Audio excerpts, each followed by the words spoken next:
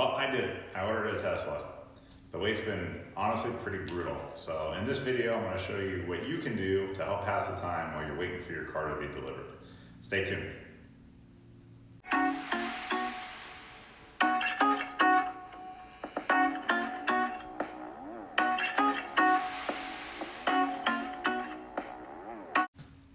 So obviously I'm excited. I ordered a brand new car. I know I normally make videos about how to save money, and this is definitely not one of those videos about how to save money. I will be talking about some things that I've done to try and help ease the pain in some of my decisions, but anyhow, I'm waiting on the car. I ordered it on Halloween night. I wanted to order it before the price increase for the full self-driving went in effect, and I wanted to make sure I could take delivery before the new year to get some of the federal tax credit back. Unfortunately, if you're watching this video, most likely not going to get your car in time for that, so I'm sorry that you missed out on that, but I still think it's going to be a sound purchase for you. And like I discussed in the intro, the wait is kind of brutal. I mean, you're excited, you just went through, and it's kind of like ordering a burrito online. It's not very gratifying ordering the car, and now you're just sitting waiting.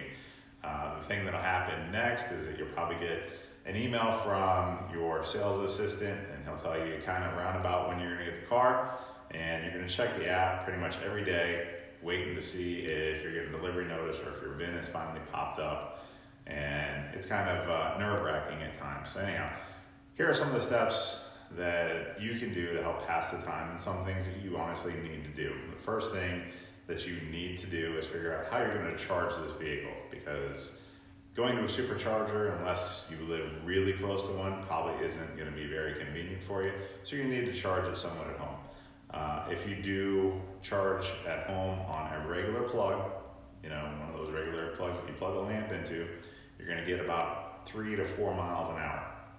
So unless you're really commuting 10 to 15 miles a day, I don't think that's going to be viable.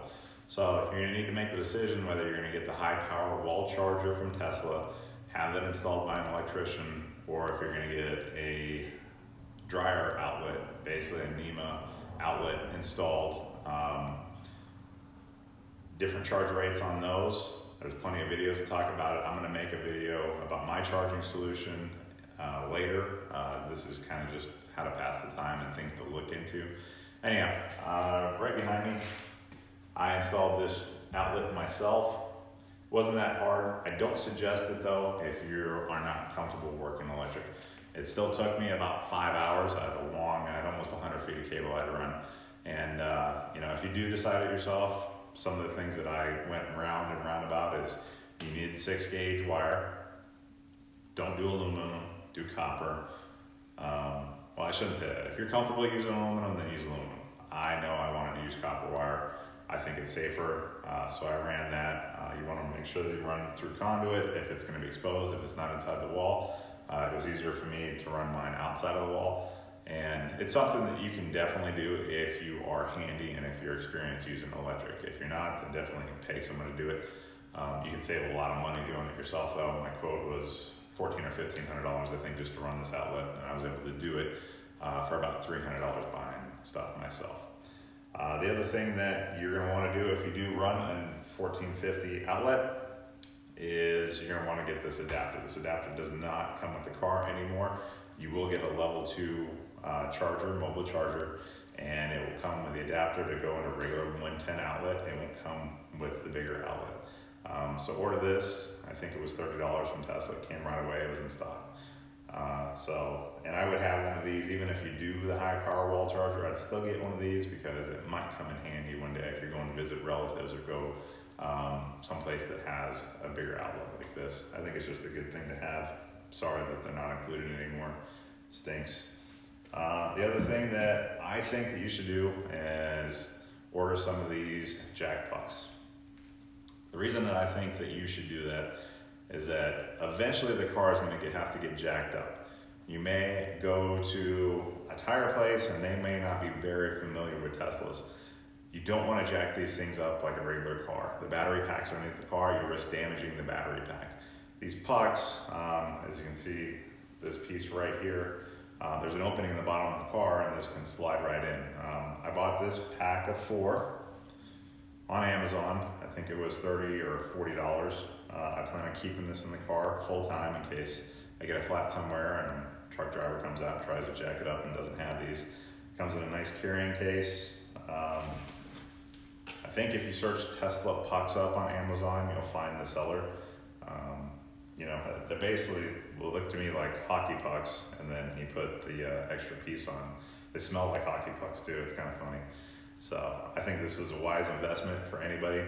As you can see, I have wheels and tires sitting next to me. Another reason why I bought the jack pucks. I ordered the performance model. It comes with summer only tires. I live in Colorado. Summer performance tires are not gonna work for me year round. It's just gonna be dangerous. So if you live anywhere where the temperatures routinely get below 40 degrees and you order a performance model, I think you're gonna need to invest in some other tires, either winter tires or all season tires. These are actually all season tires because I still have other cars that have winter tires on them. I'm not gonna be driving this car in snow and ice. It'll be a kind of a fair weather car for me. I do have the all seasons on here just in case the temperatures do go below freezing. I have another video about the difference between all season tires and snow tires, whether you really need them or not. I think if you live in a climate where you see a lot of snow, you definitely need snow tires, but you can watch that other video and make your decision for yourself there. The other thing that you can do to pass some time is look at your tinting options. These cars have a lot of glass on them. They get really hot. And I think that most people are gonna be much happier if they get some sort of window tint. I'm gonna save money. I'm not gonna do the full rear glass. I've read a lot of opinions about having to do that full rear glass or not. I don't know, I'll give you a review after I get the tint done and let you know if I think that you need full tint on that rear glass or not, or if you can get away with just doing the partial tint. So another thing that I did to pass the time is I looked into paint protection and ceramic coatings. I'll touch on ceramic coating first because one of my other vehicles had a professionally installed ceramic coating put on it, and I really don't think it was worth the money. It's a lot of other maintenance. I can't take it through a car wash because if I get scratches in the ceramic coating, then you have to buff those scratches out. Once you start buffing on it, you remove the ceramic coating, so you're starting with zero again. Paid $1,000 for this coating, so I don't want to do that. Plus, after every wash, it seems like I'm applying some sort of ceramic boost product to help the ceramic coating do what it's supposed to do. A lot of extra maintenance, a lot of money that I put into it. So I found this company in Southern California called The Last Coat. They got a lot of videos made by detailers. They're not paying me for this. I'm too small of a channel and I haven't used it yet, so I don't know how it works yet. Anyhow, I'm gonna try it. It looks promising, offers some ceramic properties. They say 6 months worth of protection, and this car's gonna be garage, so I'm hoping to get more than 6 months worth. And I got 2 bottles of this, which can do multiple cars, it says, for I think $70. So I'm gonna try that, save myself that $1,000. But I'm not gonna save that money because I'm gonna do some paint protection film. My car is gonna be white, so I'm not gonna do full body panels. I don't think on a white car that you can see the line as pronounced as you can see it on dark colored cars. So I'm gonna do partial hood, partial fenders, mirrors, headlights, and behind the wheels to catch those rock debris. I think that that's a sound investment, especially if you live in a place that has a lot of stuff on the road. Colorado, obviously, there's a lot of salt and sand and stuff that they put on the roads to treat the roads. It stays on the road year round. We're constantly getting stuff kicked up, and I think that's a sound investment for the car.